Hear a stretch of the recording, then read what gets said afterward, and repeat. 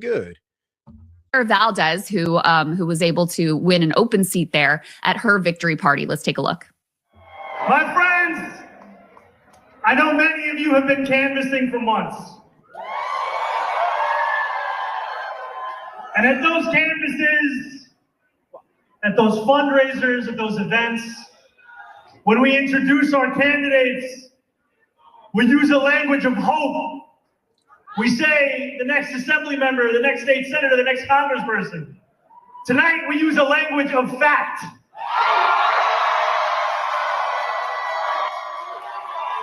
So please join me in welcoming up to the stage Assemblywoman Diana Moreno,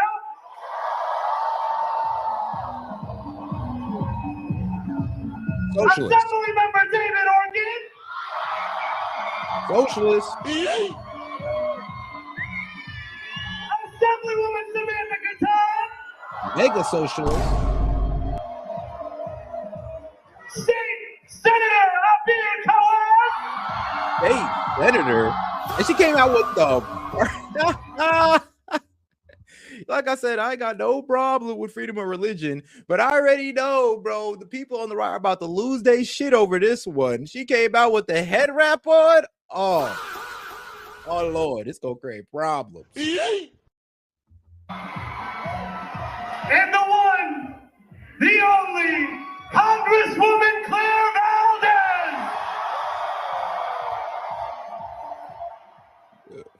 Absolutely massive night for him, where he answered his critics, going up against a bunch of Democratic power brokers. We'll get into more of that with Ryan in just a second.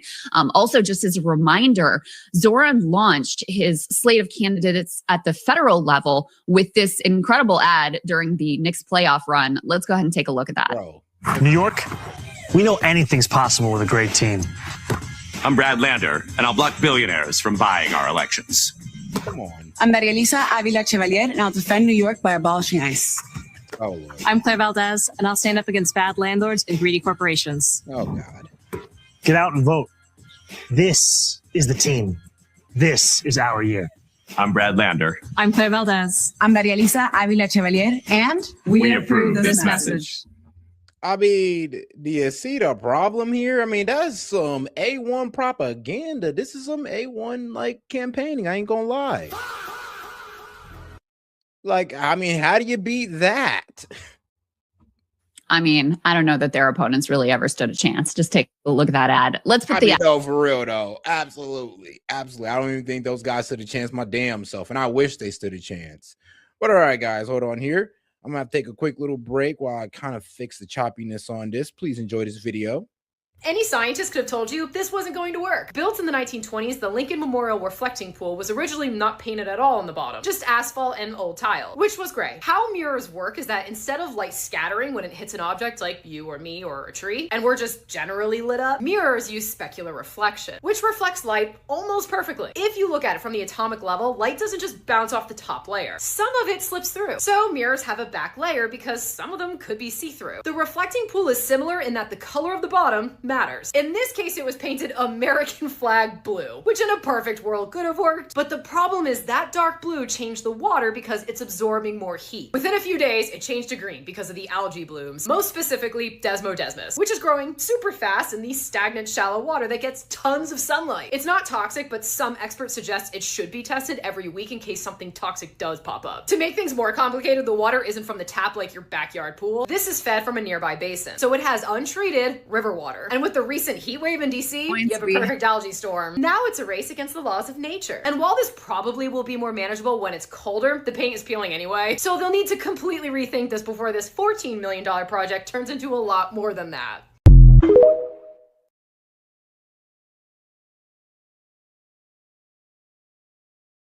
Alrighty here, guys. Let me make sure we're back on. And alrighty, guys, let's go ahead and get right back into it. But all right. Oh, and don't forget to double tap that screen, like the video, guys. Appreciate your support, by the way. But let's not forget to double tap that screen, like the video. And if you have any questions, comments, jokes, or disagreements, I'll be happy to read it out loud and engage with it. Just $2 up on a super chat or Venmo, guys. Appreciate the support. Let's keep it going. I'm not even gonna lie. it was an epic app. I'm not even gonna lie to you. That was like a perfect timing. That was a perfectly timed ad. We know anything's possible with a great team. I'm Brad Lander, and I'll block billionaires from buying our elections.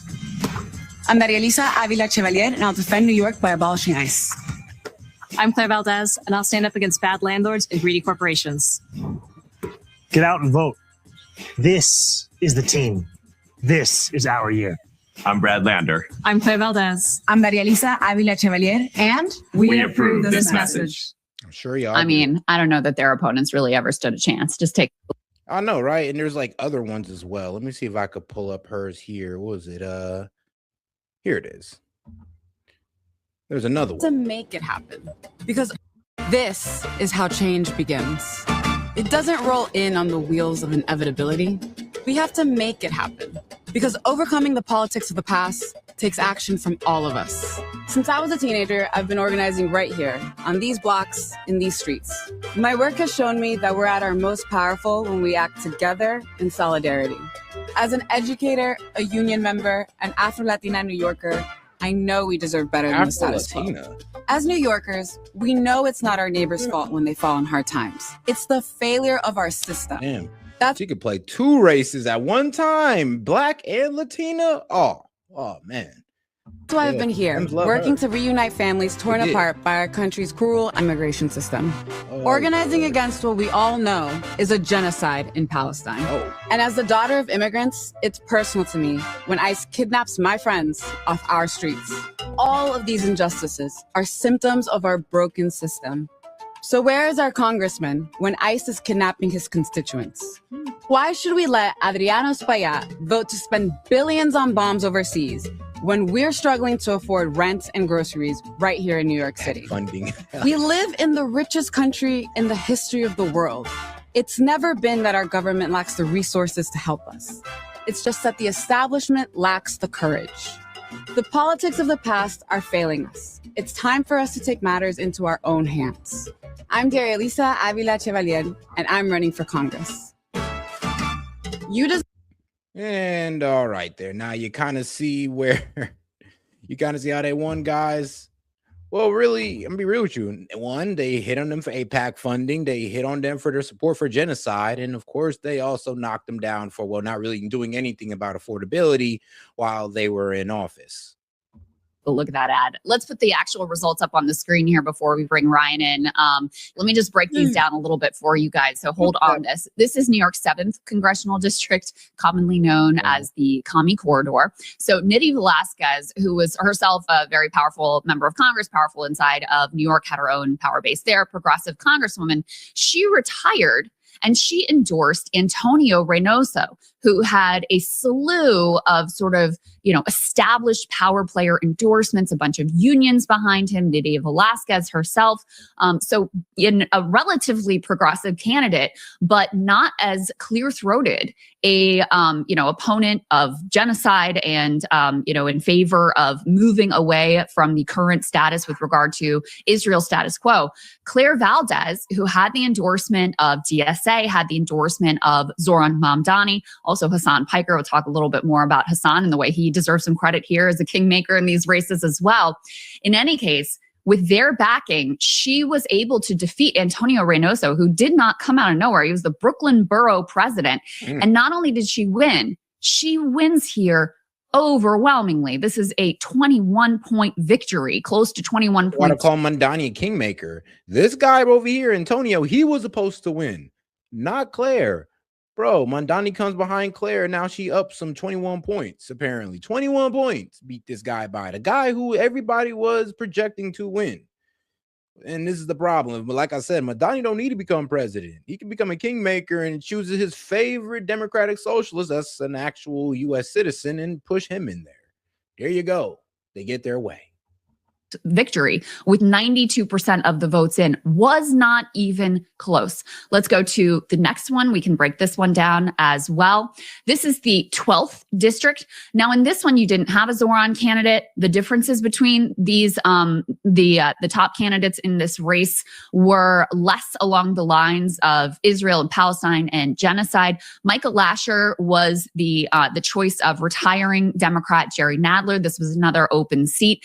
Alex Boras has really positioned himself as an AI critic. You can see that did pretty well for him, but not enough for him to be able to overtake Michael Lasher. There were tens of millions of dollars spent from AI PACs in this race. We'll get Ryan to break those dynamics down for us when he joins. Let's go ahead and take a look at the next one. 13th district here. This one was... Yeah, you see why people are kind of going behind Mamdani, because they're tired of the establishment Dems winning. And like I said, would be an establishment Dem. A bunch of AI billionaires came in and just said, look, we want this guy to win. We'll go ahead and pump a whole lot of money into the 12th district. And he's going to get a guaranteed win. This is what we want to prevent. This is what we want to stop on both the left and the right. Let's go ahead and take a look at the next one. 13th district here. This one was the real shocker. So Adriano S.E.T, Democratic incumbent. I believe he's been in office for 5 terms. So long term, he's been there for a decade. I actually was living in this district when he got elected. It was quite a while ago. He is the chair of the Congressional Progressive Caucus. He is, again, a real power broker. This is not a backbencher. This is someone very influential within the Democratic caucus. Of course, had all of the establishment backing. Daria Liza Avila Chevalier, who we just had on the show along with Claire Valdez the other day, she was an organizer at the Columbia University student encampment. She was motivated in part by her disgust over the treatment and arrest of Mahmoud Khalil and Congressman S.E.T's failure to stand up for him and to fight for him in his support of the brutal tactics against those protesters, against those pro-Palestine protesters. She was subject to incredible racist attacks and smears in the final days and weeks of this campaign. And yet here she is, having never sought elected office before, with all of the establishment players backing S.E.T, she was able to knock him off. Why? Because of the mood of the Democratic base and because of the endorsement of Zohran Mamdani, and also potentially some very significant phone banking from the Hassan Piker community, which I do think plays a role in here, especially given the fact that this race was relatively close.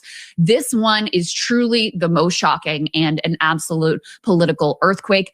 And then last but not least, let's take a look at this race between Brad Lander and Dan Goldman. Goldman being a Democratic incumbent here. This is a lower Manhattan district primarily. Trump hate. Brad Lander just not even close here. 30-point victory. You just don't see this typically with incumbent candidates. Sometimes they lose. That in and of itself is extraordinary. But losing by 30 points, 30 plus points is truly wild.